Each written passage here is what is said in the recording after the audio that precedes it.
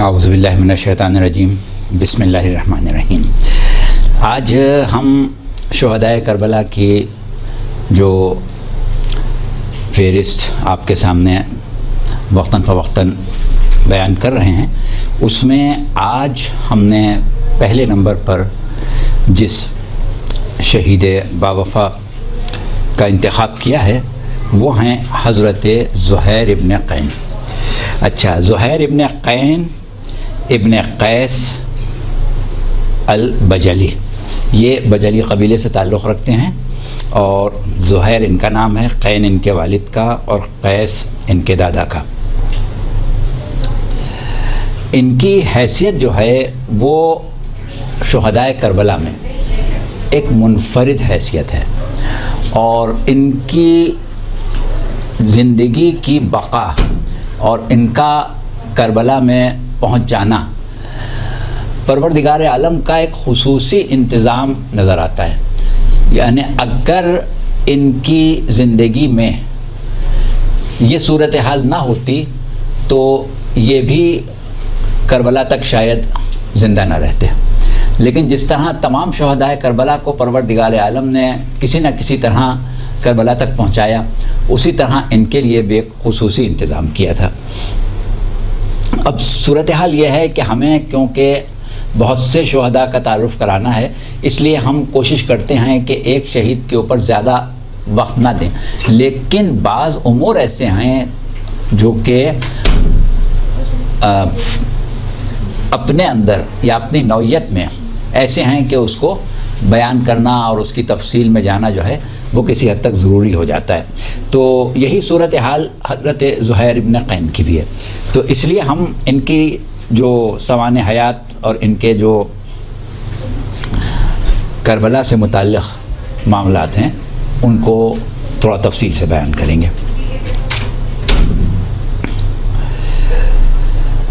ہم یہ دیکھتے ہیں کہ زہیر قین کے بارے میں تھوڑے بہت اشتباہات لوگوں میں پائے جاتے ہیں، اور موجودہ دور کے ایک معروف عالم نے ایک مرتبہ اپنی تقریر میں اب سے کچھ عرصے پہلے یہ فرمایا تھا کہ کربلا میں امام حسین کے جانثاروں میں ایک سنی جانثار بھی تھا، اور جس کو انہوں نے زہیر قین کی طرف اشارہ کیا تھا۔ تو اب ہم یہ چاہ رہے تھے، ہمیں نہیں معلوم کہ موصوف نے یہ بات جو کی وہ کس وجہ سے کی، نیک نیتی سے کی، بد نیتی سے کی، ہم سمجھتے ہیں نیک نیتی سے ہی کی ہوگی۔ بہرحال یہ کہ اس میں ہمیں پڑھنے کی ضرورت نہیں ہے، ہمارے کہنے کا مقصد یہ ہے کہ ہم اس قسم کے اشتباہات قوم میں پیدا ہو سکتے ہیں تو ان کی باقاعدہ ایک وضاحت کر دیں۔ صورت یہ ہے کہ آج ہمارے سامنے جس عہد میں ہم زندگی گزار رہے ہیں، 15ویں صدی میں، اس میں ہم یہ دیکھتے ہیں کہ عالم اسلام میں سینکڑوں کی تعداد میں فرقے ہیں۔ کچھ فرقے وہ ہیں کہ جو عقائد کی بنیاد پر ہیں، کچھ فرقے وہ ہیں کہ جو اعمال اور معاملات یعنی فقہی امور میں ہیں، اور ان میں بھی ایک طبقہ وہ ہے جو اپنے آپ کو غیر مقلد اہل حدیث کہتا ہے، ایک وہ ہے جو اپنے آپ کو مقلد کہتا ہے، پھر مقلدین میں بھی کوئی شافعی ہے، کوئی مالکی ہے، کوئی حنبلی ہے، کوئی حنفی ہے، وغیرہ وغیرہ۔ پھر اس کے بعد کچھ وہ ہیں جو اپنے آپ کو اہل سنت کہتے ہیں، کچھ وہ ہیں جو اپنے آپ کو اہل حدیث کہتے ہیں، کچھ وہ ہیں جو اپنے آپ کو کسی اور نام سے پہچانوانے کی کوشش کرتے ہیں۔ لیکن یہ ساری صورتحال جو ہے وہ آج 15ویں صدی میں ہے، اور فرقوں کا عالم اسلام میں بننا جو ہے وہ نظریاتی اختلافات تو ہم کو پہلی صدی میں عہد امیہ میں جو ابتدائی زمانے میں خلفائے ثلاثہ کے زمانے میں فتوحات ہوئی تھیں اور ہر قسم کی اقوام عالم اسلام میں آ گئی تھیں، تو نظریاتی اختلافات پیدا ہونا شروع ہو گئے تھے اور فرقے بننے لگے تھے۔ لیکن اس وقت جو فرقے بنتے تھے وہ باقاعدہ اپنے آپ کو اس فرقے کی حیثیت سے متعارف نہیں کراتے تھے، بلکہ اپنے نظریات کے مطابق لوگ ان کو اس خیال کا حامی سمجھتے تھے، جیسے فرقہ قدریہ تھا، فرقہ جبریہ تھا، فرقہ مرجیہ تھا۔ اس طریقے سے مختلف فرقے جو تھے وہ بننے لگے تھے. لیکن بنی امیہ کا عہد ختم ہونے کے بعد جو زمانہ آیا وہ تھا بنو عباس کا. اور بنو عباس کی حکومت بہت طویل حکومت تھی. بنو عباس کے جو بادشاہ تھے ان کا مذہب ایک بالکل الگ مذہب تھا جو کہ معتزلہ مذہب کہلاتا تھا. اور معتزلہ مذہب اب دنیا میں تقریباً ناپید ہو گیا ہے. لیکن بنو عباس کے زمانے میں عالم اسلام کا سرکاری مذہب بھی معتزلہ تھا اور بہت زیادہ سختی سے معتزلہ مذہب جو تھا اس کو رائج کیا گیا تھا. اگر کوئی معتزلہ مذہب کو قبول نہ کرے تو اس کو غیر مسلم سمجھا جاتا تھا اور وہی سلوک کیا جاتا تھا جو غیر مسلموں کے ساتھ کیا جاتا ہے. تو اس کا نتیجہ یہ ہوا کہ جب معتزلہ کے عقائد کیا تھے وہ ہم اس وقت ظاہر ہے کہ ہمارا موضوع نہیں ہے کہ ہم بیان کریں. لیکن ان کے عقائد میں ایک چیز یہ تھی کہ دین کو سمجھنے کے لیے انسان کو عقل استعمال کرنا پڑتی ہے. عقل سے دین کو سمجھا جاتا ہے. تو یہ ان کے نظریات میں ایک نظریہ تھا. وہ اللہ کو عادل بھی مانتے تھے اور بھی کئی ایک چیزیں تھیں ان کی جو عام مسلمان نہیں مانتے. لیکن بہرحال ایک چیز یہ بھی تھی. تو جب ان کا زوال آنے لگا تو اس زمانے میں ایک بہت بڑا معتزلہ عالم تھا جس کے ایک شاگرد تھے ابو الحسن اشعری. یہ ابو الحسن اشعری جو تھے انہوں نے اپنے استاد سے انحراف کیا اور معتزلہ فرقے کی نفی کرنے کے لیے یا معتزلہ فرقے کو غیر حق سے باہر باطل ثابت کرنے کے لیے یہ کام کیا کہ ایک نظریہ پیش کیا کہ دین میں عقل کا کوئی کام نہیں ہے بلکہ دین کا مطلب سنت رسول ہے. لہذا اگر ہم دین پر عمل کرنا چاہتے ہیں دین کو سمجھنا چاہتے ہیں تو ہمیں سنت پر عمل کرنا پڑے گا. عقل سے ہمارا کوئی واسطہ نہیں ہے. تو اس اعتبار سے انہوں نے معتزلہ کے مقابلے میں ایک فرقہ قائم کیا جسے ہم فرقہ اشاعرہ بھی کہتے ہیں. انہوں نے معتزلہ کی مخالفت میں بجائے عقل کے سنت کو بنیاد بنایا اور اس اعتبار سے یہ لوگ اہل سنت کہلائے. تو اس طریقے سے یہ اہل سنت جو تھے یہ دراصل معتزلہ کے مقابلے پر تھے. شیعہ سنی کوئی چیز نہیں تھی, یعنی شیعوں کے مقابلے پر سنی نہیں تھے. یہ جو تھے اہل سنت یہ معتزلہ کے مقابلے پر تھے, معتزلہ کے مقابلے پر وجود میں آئے تھے. اب بعد میں اس کی شاخیں بنی, بعد میں بہت سی چیزیں بنی, پھر اہل سنت والجماعت کی اصطلاح استعمال ہوئی, وہ سب الگ مسائل ہیں, اس کو ہم فی الحال نہیں بیان کر رہے ہیں. صرف ہم اتنا بتا رہے ہیں کہ اہل سنت جسے آج آپ سنی کہتے ہیں یہ دوسری صدی کے بعد کی بات ہے. اچھا, اب صورت یہ ہے کہ واقعہ کربلا جو پیش آیا تھا وہ پیغمبر اسلام صلی اللہ علیہ وسلم کے عہد کے ختم ہونے کے 50 سال بعد پیش آیا. یعنی صرف 50 سال کا عرصہ ہے رسول اللہ کا عہد ختم ہوئے اور واقعہ کربلا ہوئے. اب مسلمانوں کی تاریخوں میں اور جو شواہد ہمارے پاس کتابوں میں ملتے ہیں اس کے مطابق واقعہ کربلا کے وقت عالم اسلام میں کم و بیش 50 صحابہ موجود تھے. صحابہ کا مذہب سنی, معتزلہ, اشاعرہ, اہل حدیث اس قسم کا کچھ نہیں تھا. اچھا, اس کے بعد جو کربلا کا عہد تھا 50 کے قریب تو صحابہ تھے اور باقی جتنے مسلمان تھے, جتنے عالم اسلام میں مسلمان تھے وہ سب مسلمانوں کی تعریف کی روح سے تابعین تھے. تابعی وہ ہوتا ہے جو صحابہ کو دیکھتا ہے, جس نے صحابہ سے فیض حاصل کیا یا نہیں بھی کیا کم سے کم صحابہ کا عہد دیکھا, اس کو کہتے ہیں تابعین. تو کربلا کا واقعہ جس زمانے میں پیش آیا اس زمانے میں عالم اسلام میں یا صحابہ تھے یا تابعین تھے, اس کے علاوہ کوئی نہیں تھا. تو اب صحابہ اور تابعین جو تھے ان میں نہ سنی تھے, نہ معتزلہ تھے, نہ عشائرہ تھے، کچھ نہیں تھے، وہ صحابہ اور تابعین تھے. لہذا اس عہد میں کسی کو سنی کہنا، کسی کو اہل حدیث کہنا، کسی کو شافعی مالکی کہنا، کسی کو بریلوی کہنا، کسی کو دیوبندی کہنا، یہ کوئی معنی نہیں رکھتا.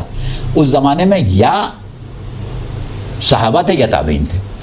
تو صحابہ اور تابعین کا عہد تھا وہ، جس میں واقعہ کربلا پیش آیا. اچھا، اب اس کے بعد یہ بات واضح ہو گئی کہ اس عہد کے کسی فرد کو سنی کہنا جو ہے وہ کوئی معنی نہیں رکھتا. سنیت کوئی چیز نہیں تھی اس زمانے میں. اب ہوا یہ کہ عہد رسالت میں جو افراد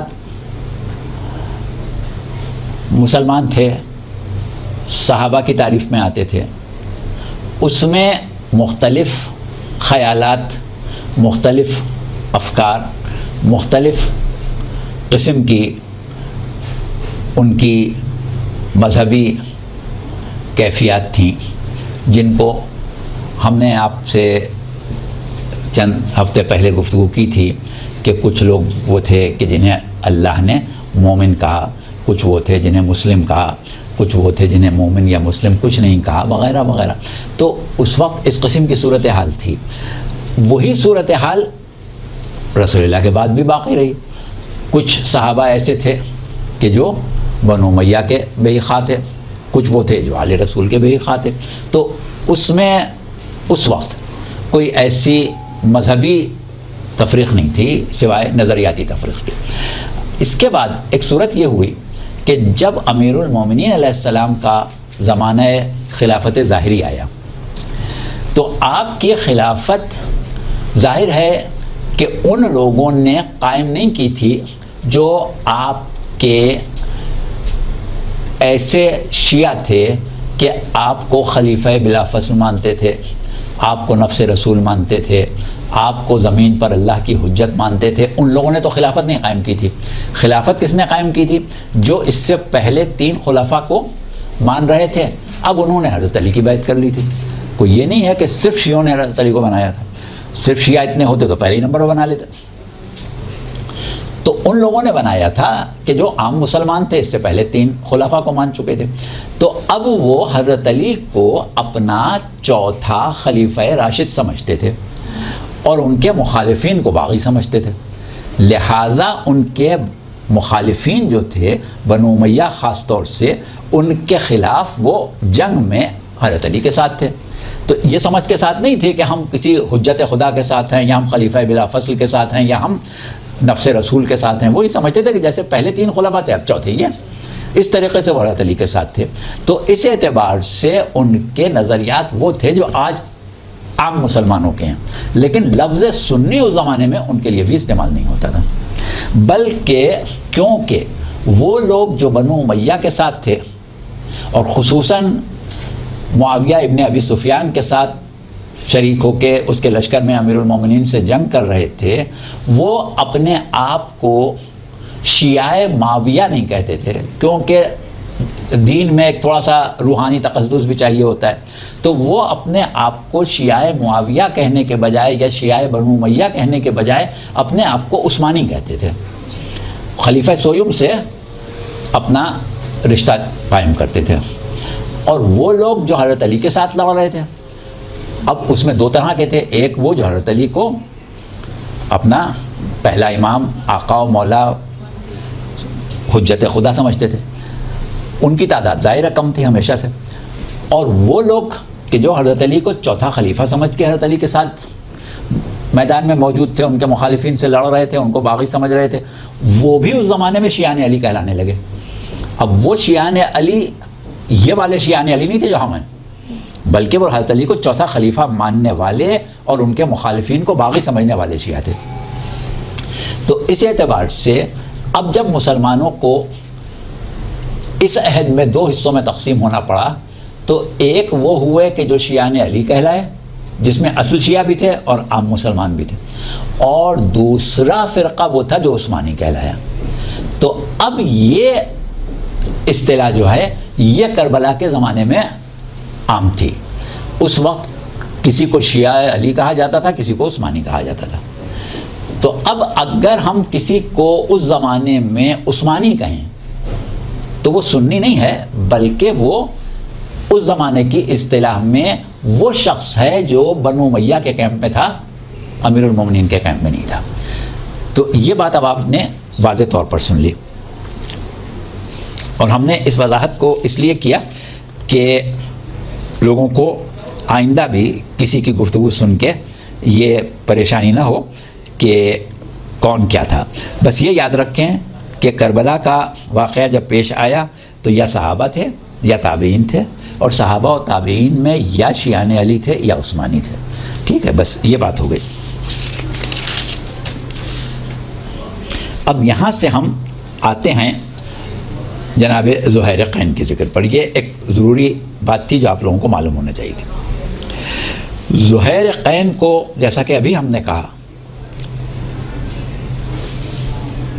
قدرت نے شاید یہ بہانہ رکھا تھا ان کی بقا کا، کیونکہ یہ جو تھے یہ اپنے عہد حیات میں بنیادی طور پر تو مدینے کے ہی باشندے تھے، لیکن بعد میں یہ آ کے کوفے میں آباد ہو گئے تھے، اور کوفے کے رؤسا میں تھے، اپنی قوم کے سرداروں میں تھے.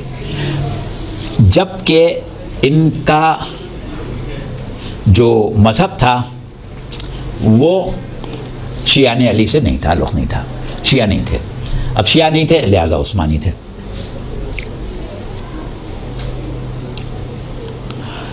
یہ مختلف مواقع پر جس زمانے میں مسلمان حکومتیں قائم تھیں تو مسلمانوں کی سلطنت کے باہر سرحدی جھڑپیں، جنگیں مختلف اقوام سے ہوتی رہتی تھیں، اور زہیر جو تھے وہ ایک جنگجو سپاہی تھے، لہٰذا ان جنگوں میں یہ حصہ لیتے تھے، اور ایک معروف جنگجو، ایک بہادر اور شجاع انسان کی حیثیت سے مشہور تھے. ایک مرتبہ ایک لڑائی میں انہوں نے حصہ لیا، اور اس جنگ میں انہوں نے بڑے شجاعانہ انداز پر اس کو فتح کیا. اور جب وہ جنگ فتح ہوئی تو مسلمانوں کا جو لشکر تھا جس کے ساتھ یہ موجود تھے اسے کافی مال غنیمت حاصل آیا اور بڑی کامیابی سمجھی گئی.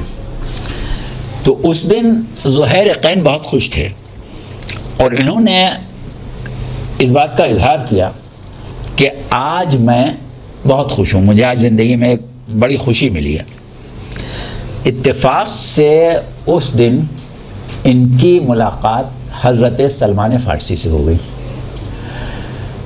تو جناب سلمان فارسی نے ان سے کہا کہ زہیر، تم آج جتنا خوش ہو اس سے بہت زیادہ خوش ہوگے اس دن جس دن تم اپنی جان نواسۂ رسول پر قربان کرو گے.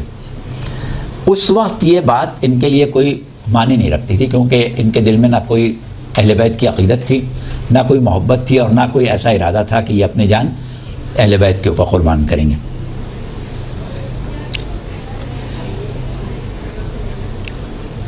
اب ہوا یہ کہ زندگی ان کی گزرتی رہی اسی طریقے سے، مختلف ادوار گزرے، اور یہاں تک کہ بنو امیہ کی حکومت قائم ہو گئی. اور بنو امیہ کی حکومت میں بھی کیونکہ یہ عثمانی تھے، بنو امیہ کے ایک لحاظ سے وفاداروں میں تھے، لہٰذا ان کی زندگی جو تھی وہ بہت عیش و عشرت کی، بہت اطمینان کی گزر رہی تھی. کوئی ان کا دشمن تو نہیں تھا کہ جو ان کو نقصان پہنچاتا.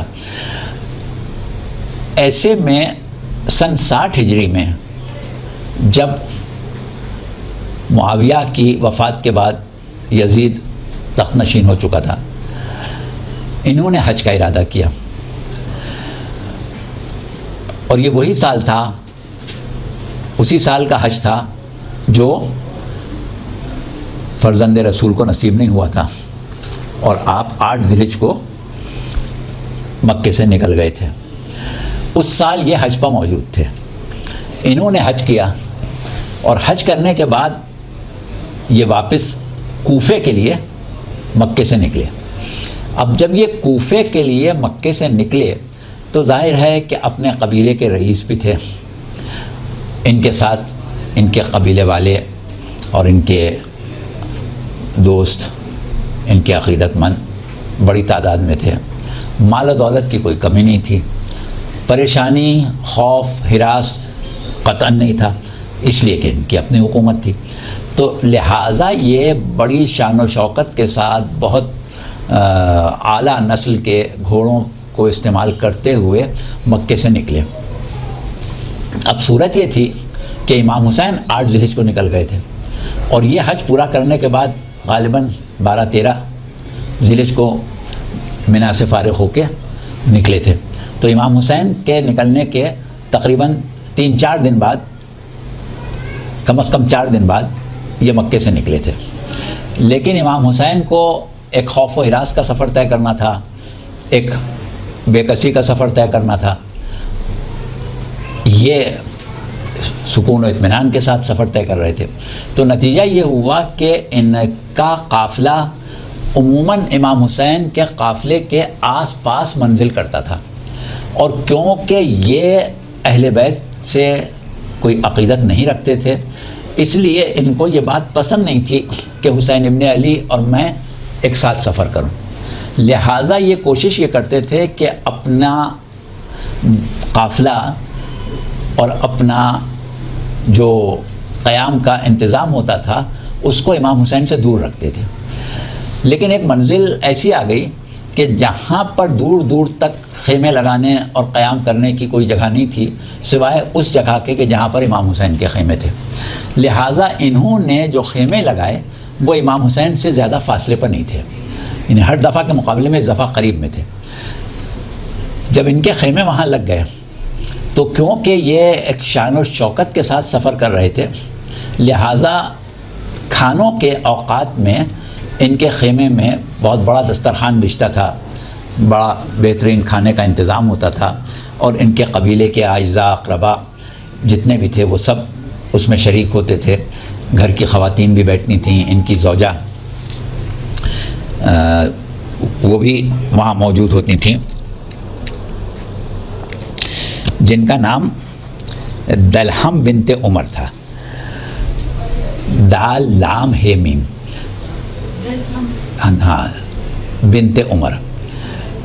تو اب صورت یہ ہوئی کہ ایک دن ان کے خیمے میں جی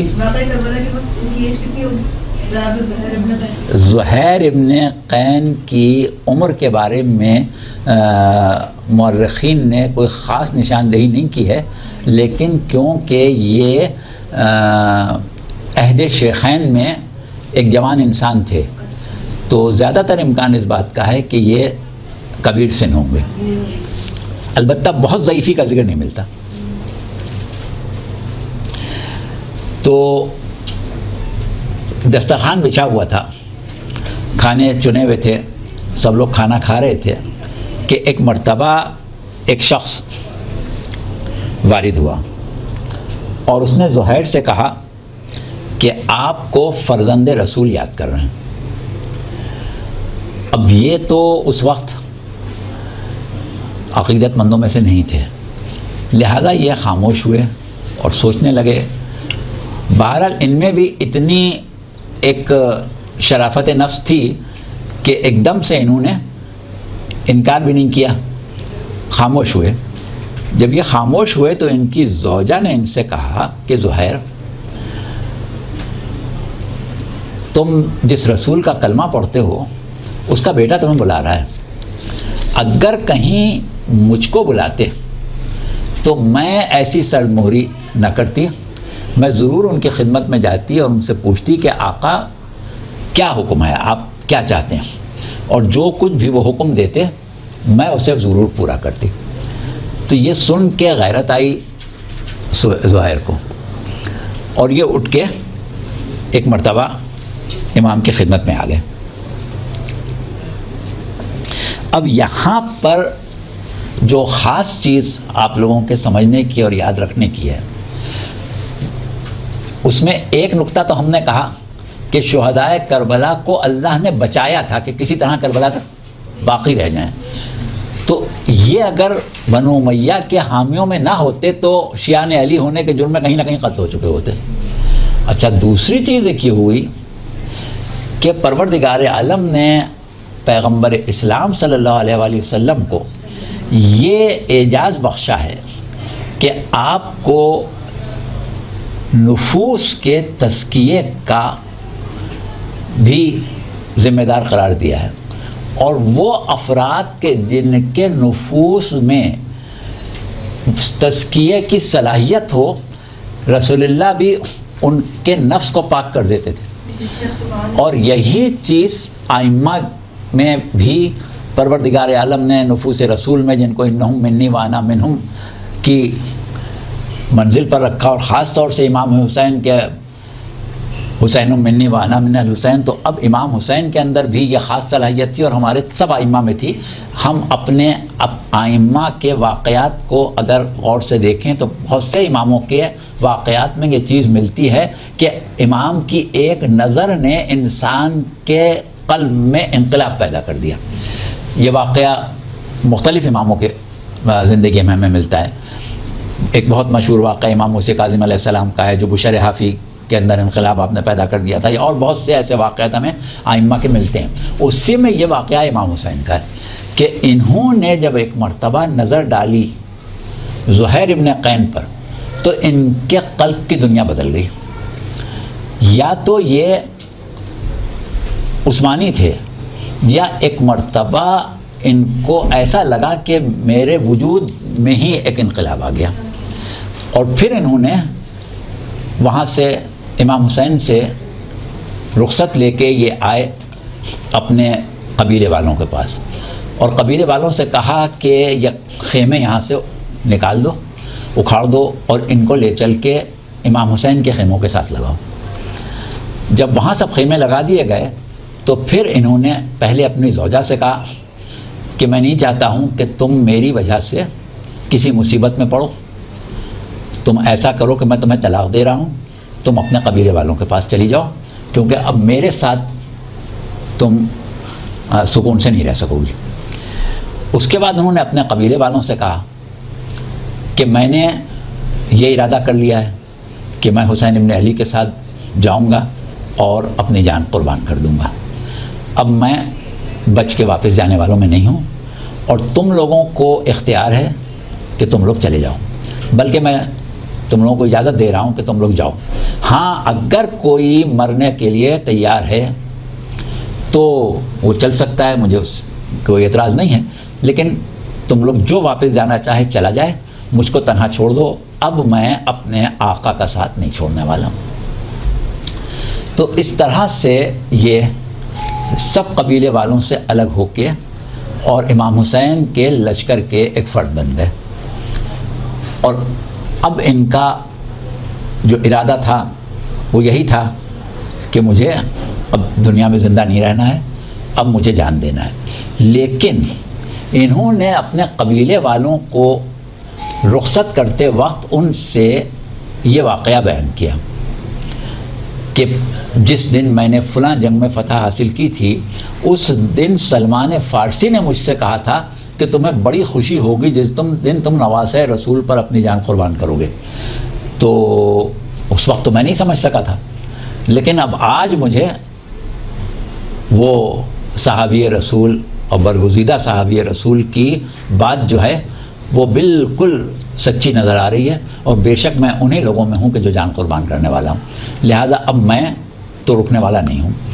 تو اس طرح سے یہ شامل ہو گئے امام حسین کے لشکر میں.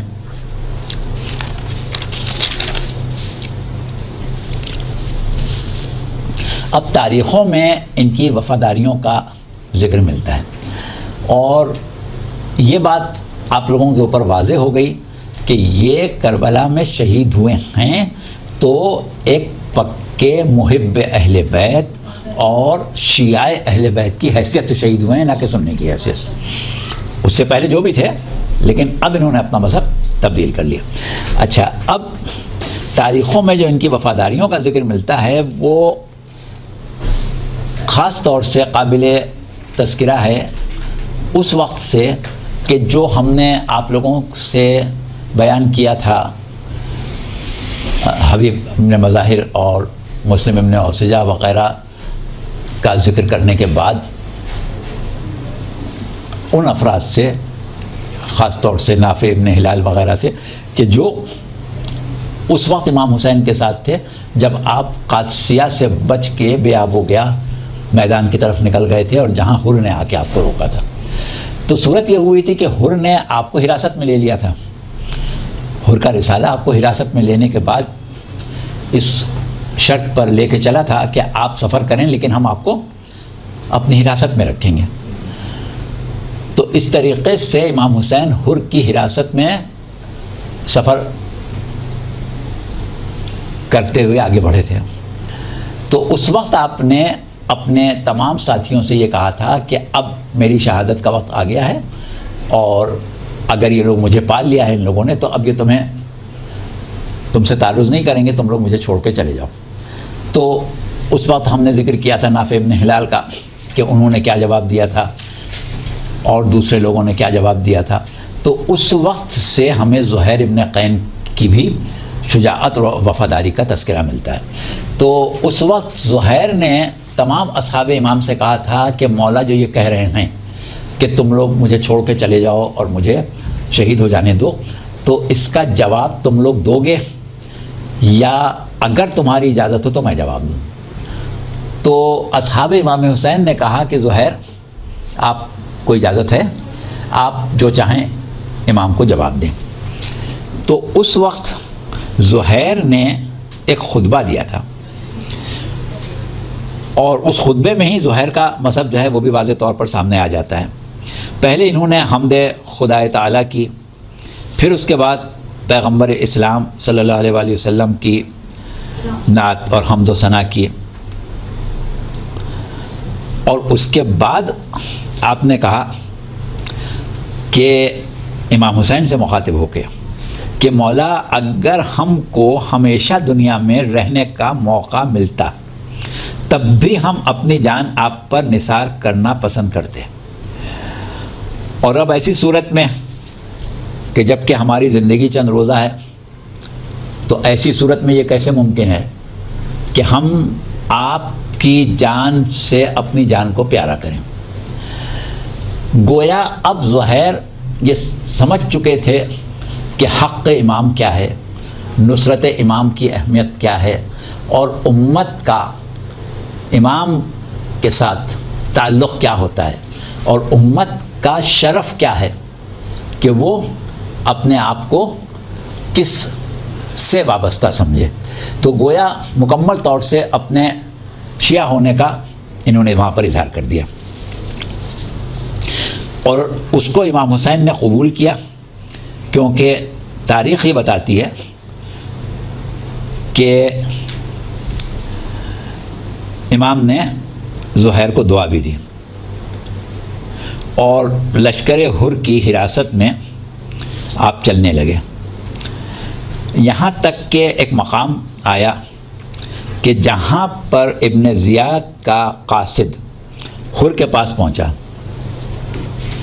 اور اس نے ابن زیاد کا خط حر کو دیا، اور اس خط میں ابن زیاد کا یہ پیغام تھا حر کے نام کہ بس اب حسین کو آگے بڑھنے کی قطعاً اجازت نہیں ہے، جہاں ہیں وہیں ان کو روک لو، اور یہی مقام ہے جہاں ہم حسین کو اپنے نرغے میں لینا چاہتے ہیں اور قتل کرنا چاہتے ہیں.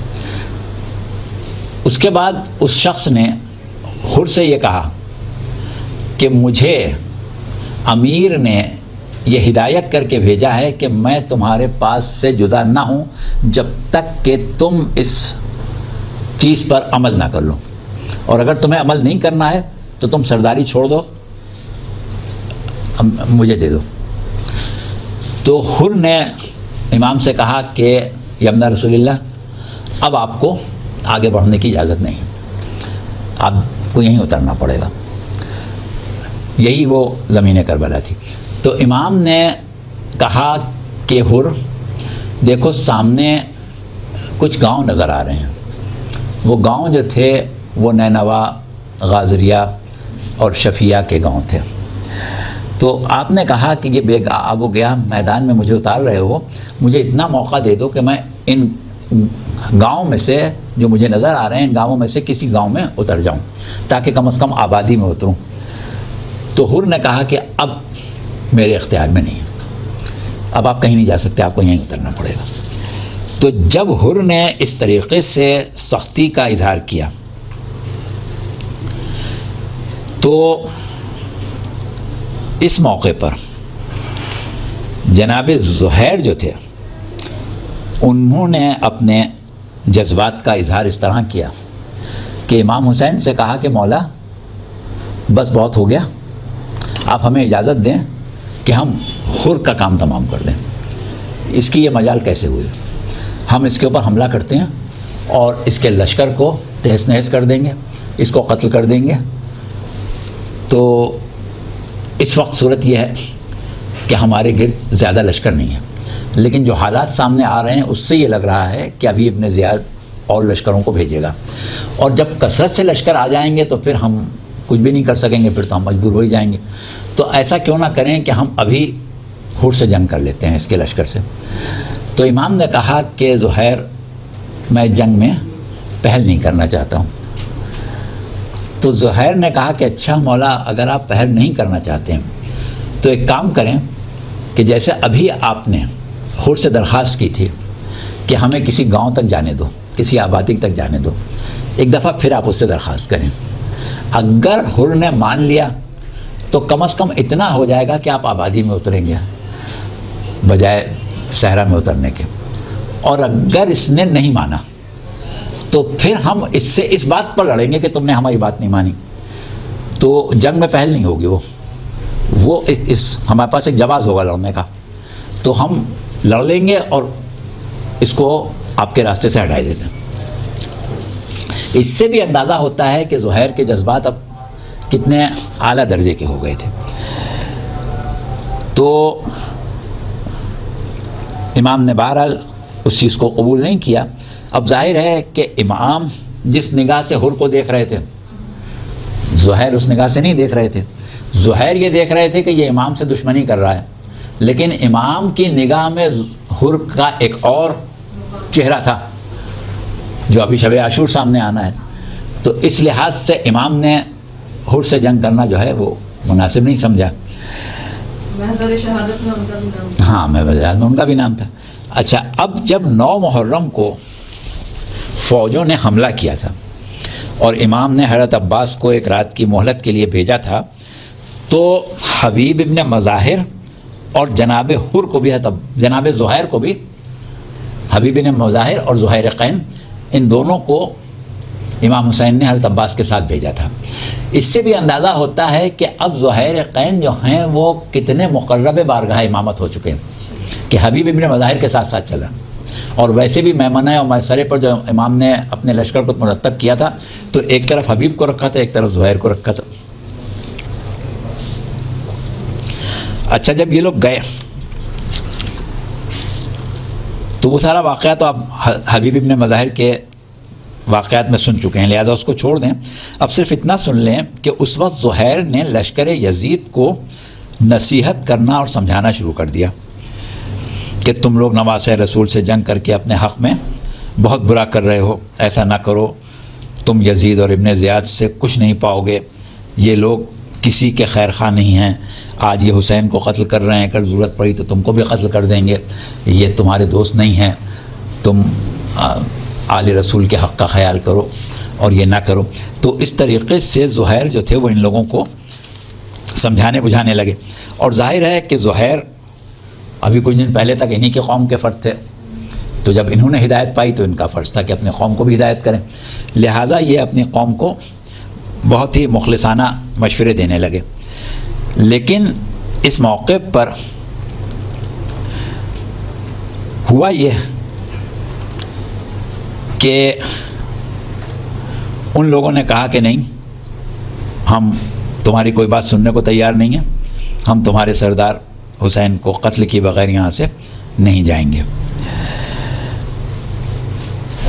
تو شمر بھی وہاں موجود تھا۔ شمر نے ایک تیر اپنے کمان میں جوڑا اور زہیر کی طرف پھینکا اور کہا خدا تجھے موت دے۔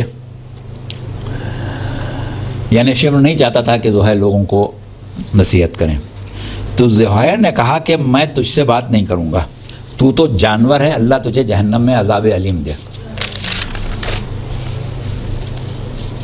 تو اس طرح شمر سے ان کی تکرار ہونے لگی۔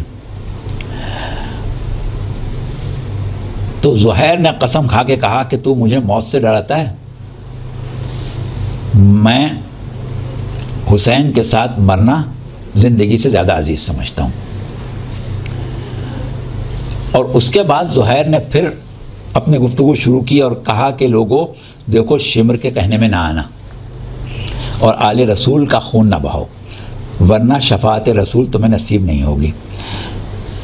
تو وہ اس طریقے سے واضح نصیحت لشکر کو کر ہی رہے تھے کہ ایک شخص لشکر امام حسین سے زہیر کے پاس آیا اور اس نے کہا کہ زہیر، امام یہ کہہ رہے ہیں کہ اب تم واپس آ جاؤ اور تم نے مومن آل فرعون کی طرح اپنی قوم کو واضح نصیحت کا جو حق تھا وہ ادا کر دیا۔ اچھا، اب اس طریقے سے زہیر واپس آ گئے تھے۔ اچھا، اب کربلا کا واقعہ جس طرح پیش آیا، جس طرح لوگ گئے، وہ سب آپ نے حضرت مسلم ابن اوسجہ اور عمر ابن عبداللہ ابن عمر وغیرہ کی شہادت میں سن لیا۔ اب ایک بات ہم نے اور آپ کو بتائی تھی کہ جب تک حملہ اولا نہیں ہوا تھا اور اکٹھا امام حسین کے 50 ساتھی شہید نہیں ہوئے تھے، جب تک اصحاب رسول نے لشکر مخالف کو خیام امام حسینی کے قریب بھی نہیں آنے دیا تھا، بہت دور روکے رکھا تھا، قریب آنے نہیں دیتے تھے۔ لیکن جب حملہ اولا ہو چکا اور اکثریت اصحاب کی شہید ہو چکی اور گنتی کے 10-12 افراد باقی رہ گئے، تو اس وقت فوجیں جو تھیں وہ خیموں کے پاس آ گئی تھیں اور لشکر جو تھے وہ خیموں کے چاروں طرف تابے مار رہے تھے۔ تو ایسے میں ایک مرتبہ شمر نے امام حسین کے خیمے پر نیزہ مارا اور اس کے بعد اس نے آواز دی لشکر والوں کو کہ آگ لے کے آؤ تاکہ میں ان خیموں کو ان میں رہنے والوں سمیت جلا دوں۔ اب دیکھیے، یہ جملہ جو ہے یہ آل رسول پر دوسری مرتبہ گزرا ہے۔ اس سے پہلے بھی ایک شخص نے یہی آواز دی تھی کہ آگ لاؤ تو خانہ اہل بیت کو جلا دوں، اور اس وقت بھی یہی صورتحال ہوئی کہ شمر نے کہا کہ آگ لاؤ تو میں گھر والوں سمیت خیموں میں آگ لگا دوں۔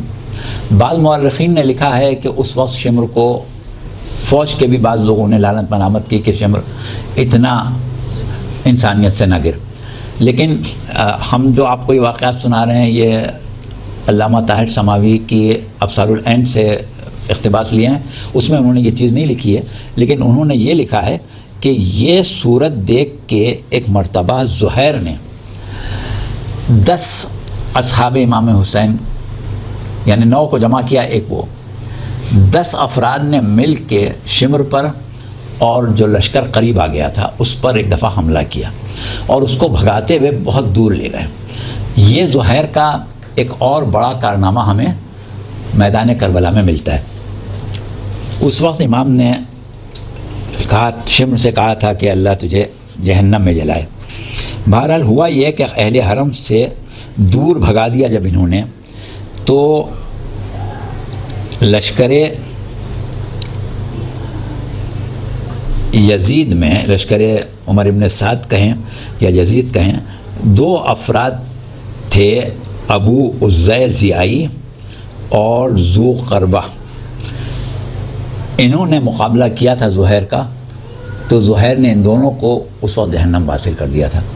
تو لشکر کو بھگایا اور اس کے ساتھ ان کی 2 قیمتی جانیں بھی اس وقت زہیر کے ہاتھ سے گئیں۔